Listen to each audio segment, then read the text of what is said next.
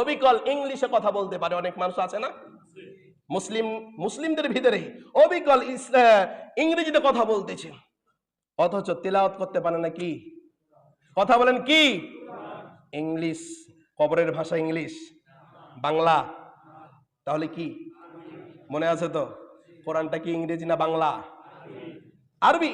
কবরের ভাষা আল্লাহর ভাষা, রসুলদের ভাষা কি ছিল? আরবি।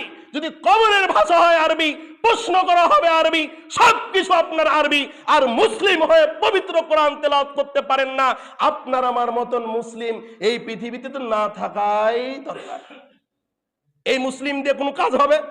খালি আমরা খাই আর ঘুরি আর চলি আর মানুষের দুর্নাম করি আর উঠি আর বসি আর ঘুম পারি আর অফিসে যাই আর আসি, শেষ আমাদের জীবন, তাই না? প্রিয় ভাই, একবার চিন্তা করে দেখেন, আল্লাহ যখন ধরবে তখন ছাড় দিবেন না।